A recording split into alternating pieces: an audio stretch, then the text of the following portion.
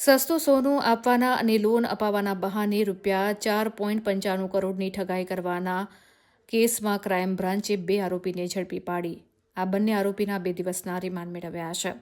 સિગ્નેટ hub office number 315 ત્રીજા પાડે વડોદરા શહેર તથા Atlantic Heights Genda circle Vadodara ખાતે Radhe enterprise import export and ફાઇનાન્સની ઓફિસમાં કામના આરોપી રાજવીર તથા તેના ભાગીદારો તેમજ વિશાલ બારડ, નયનાબેન મહેડાએ ફરિયાદીને ઓછી કિંમતે સોનું આપવાની લાલચ આપી રૂપિયા પડાવી લઈ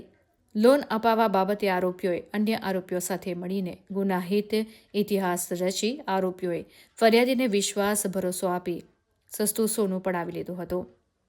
તો કરોડની લોન આપવા માટે બેંકના મેનેજરને કમિશન પેટે એડવાન્સ આપવાનું જણાવીને કુલ 31 લાખ મેળવી લઈ આરોપીઓએ ફરિયાદી પાસેથી કુલ 4,92,50,000 જેટલી માતબર રકમ પડાવી લઈ ફરિયાદીને નક્કી કર્યા મુજબનું સોનું નહીં આપી કે લોન નહીં અપાવડાવી બનાવટી પોલીસ ઊભી કરી ફરિયાદીના માથે વિશ્વાસઘાત ઠગાઈ કરી ગુનો કરેલો છે.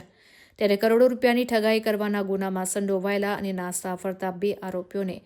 મહિલા તેમજ ભાવેશ પરમારને શોધી કાઢી ગુનાની મૂળ સુધીની તપાસ કરવા માટે આરોપીઓને કોર્ટમાં રજૂ કરી આ બંને આરોપીઓના 2 દિવસના રિમાન્ડ મેળવવામાં આવ્યા છે.